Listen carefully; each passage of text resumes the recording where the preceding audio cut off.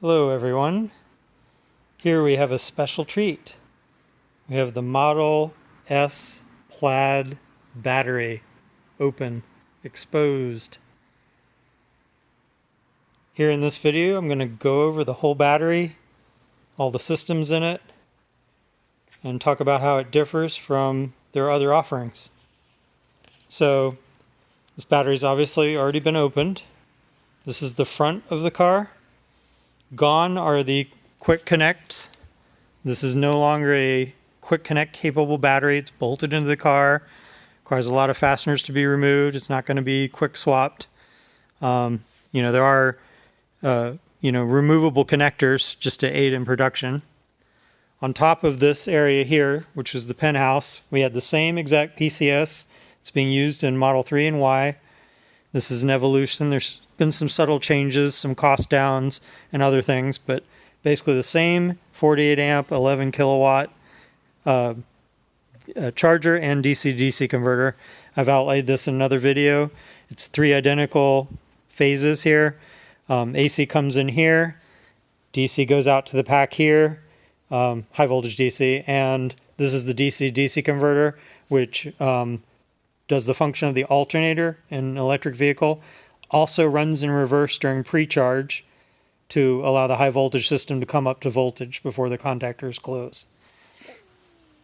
Under the PCS, we have all the high voltage equipment here.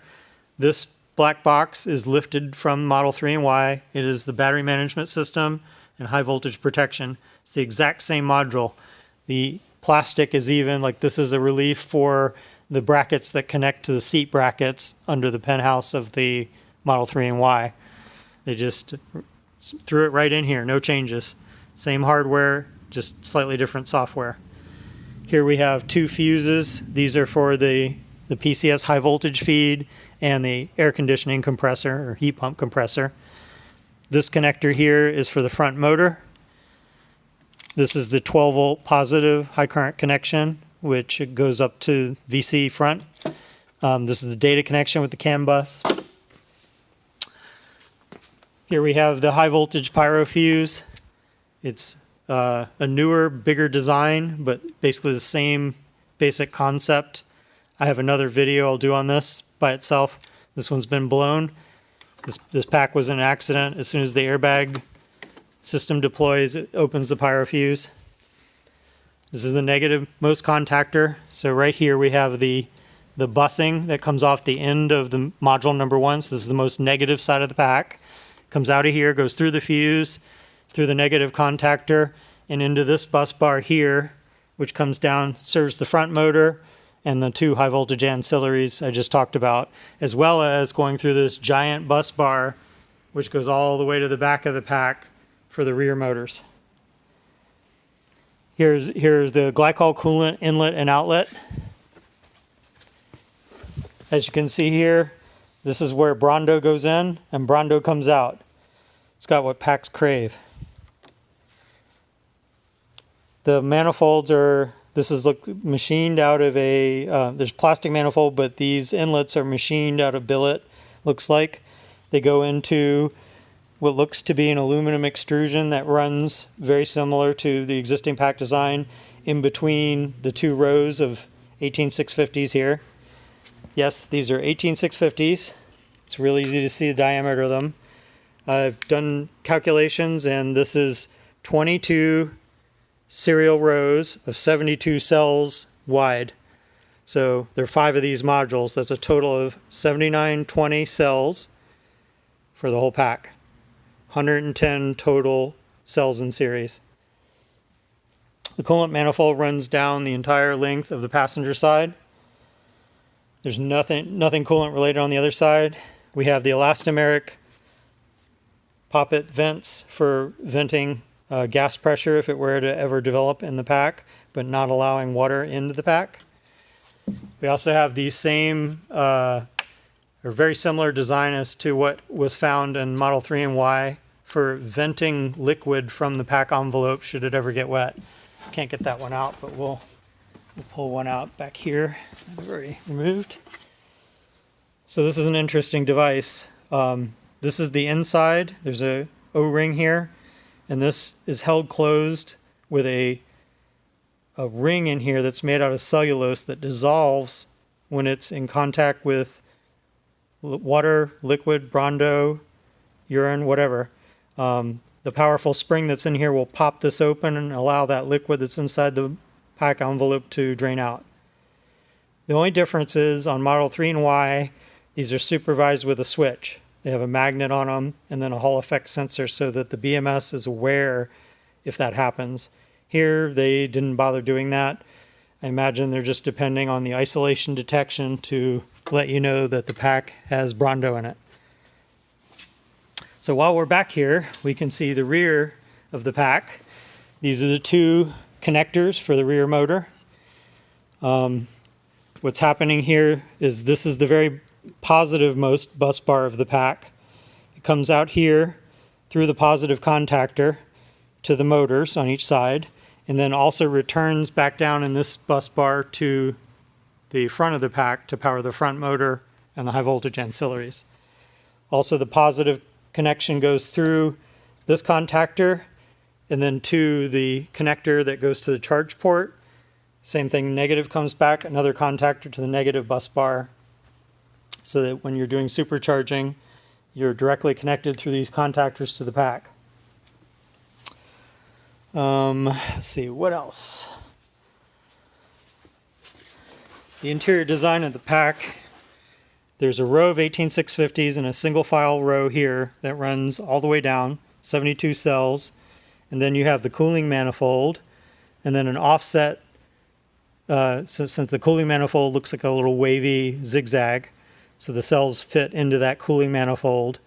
So these cells are offset a half a cell in diameter, and then we have another row of cells, another cooling manifold, another row of cells, and so on until all 22 are done across here.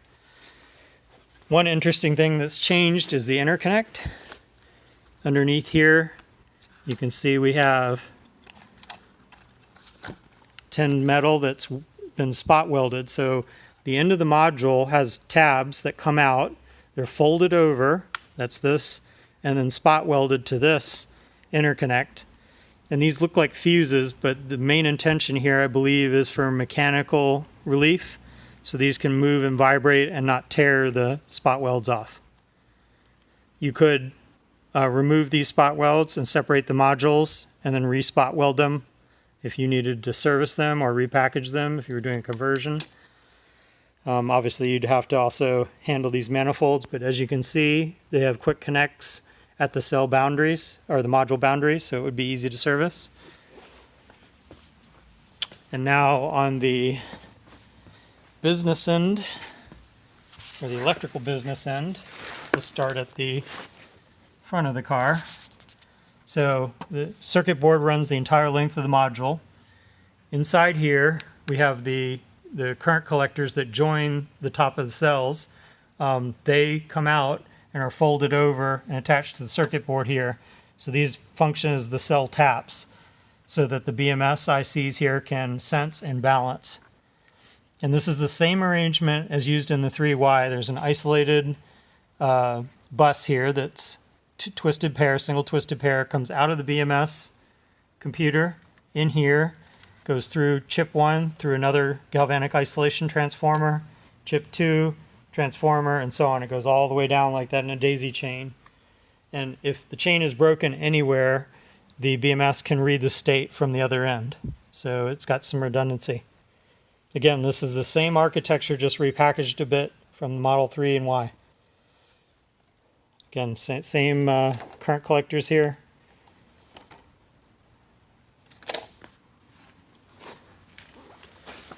We have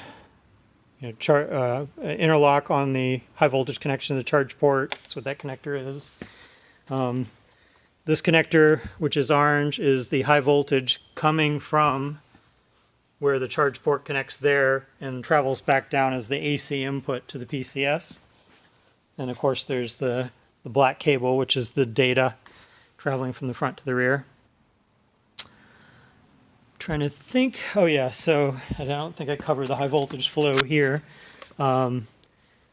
Yeah, I guess I did. So this is the current sense for the pack. It's a current shunt. It's calibrated shunt. It looks the same as 3Y and S. Very most negative terminal of the pack, through the current shunt, through the fuse, through the contactor, and off. So one interesting difference is this pack is fused at the negative end. It's not broken in the middle or somewhere else. All the modules are welded together in the middle. So you have full pack voltage from end to end, which is, roughly 450 volts. This pack is for sale. It's a fully functional pack. It's got about 35% state of charge right now. No isolation faults. The only thing wrong with it is the blown fuse and the removed top cover. There might be a few bits of plastic here and there broken, but other than that, it's fully functional and for sale. If you want to investigate purchasing this, you can contact me by going to the About Me page on my channel page, where you'll find an email address. You have to be signed in to YouTube to get access to the email address. Drop me an email and I'll put you in contact with the owner. If you have any questions, you can also email me or leave a comment below. I try to read and answer all the comments. I'm going to be doing some more teardowns from the Plaid systems. I'll also post all the technical measurements and a description of like the module configurations in the description of this video. If you don't see what you're looking for, drop me a comment. That's all I have. Have a good day.